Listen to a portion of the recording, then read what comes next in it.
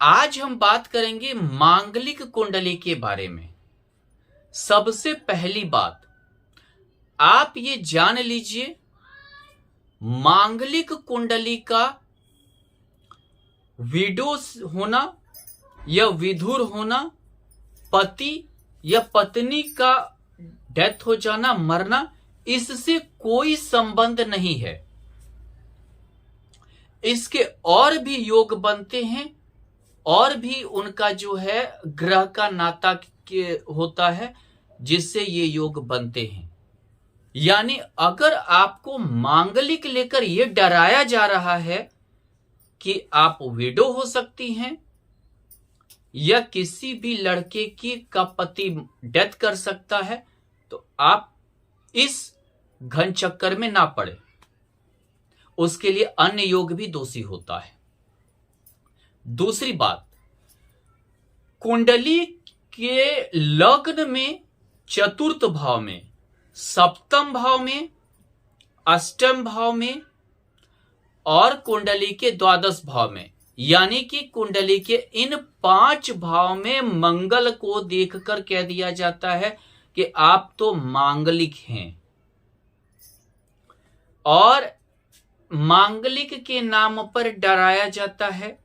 मांगलिक के नाम पर जो है ये समझिए कि बहुत कुछ दिमाग में बिठा दिया जाता है,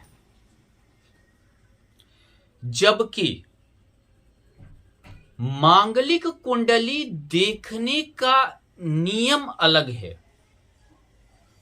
आप अगर लग्न कुंडली, चलित कुंडली,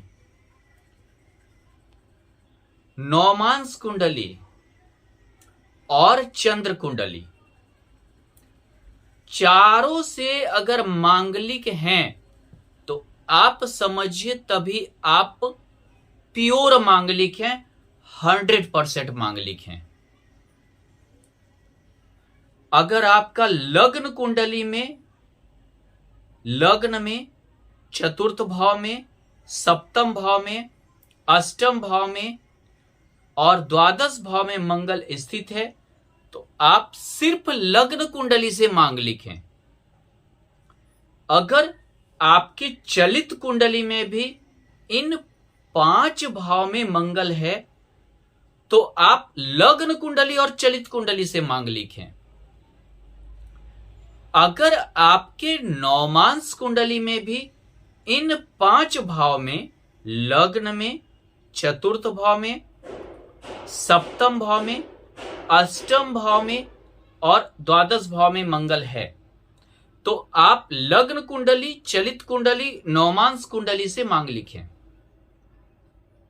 अगर आपके चंद्र कुंडली में भी लग्न में, चतुर्थ में, सप्तम भाव, अष्टम भाव और द्वादश भाव में मंगल स्थित है, तो आप लग्न कुंडली, चंद्र कुंडली, नौमांस कुंडली और चलित कुंडली चारों से मांगलिक हैं।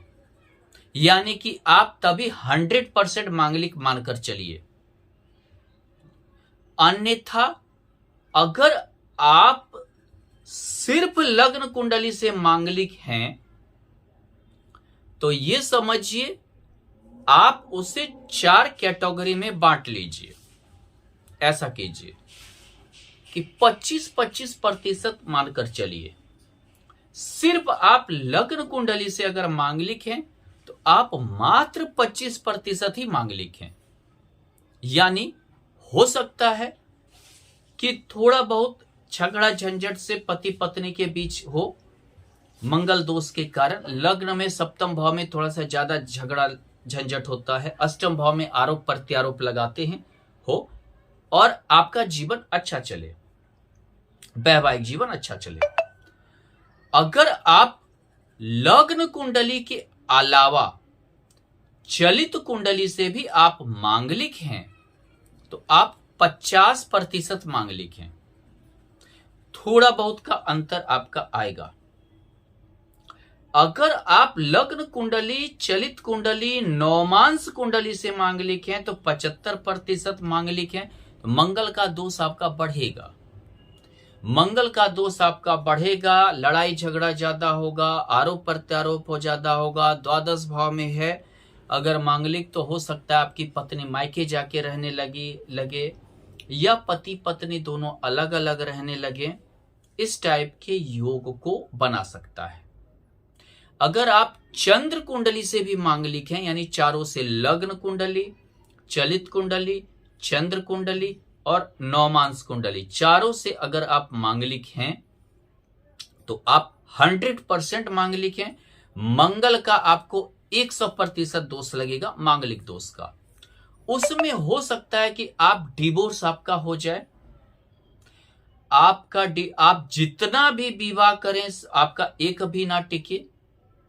हो सकता है 2-3 विवाह के बावजूद भी आपका वैवाहिक संबंध अच्छा ना हो और आप काफी जो है अकेलापन, उन्हें वैवाहिक जीवन के प्रति रुष्ट अकेलापन और हर तरह से विमुख होकर जिए।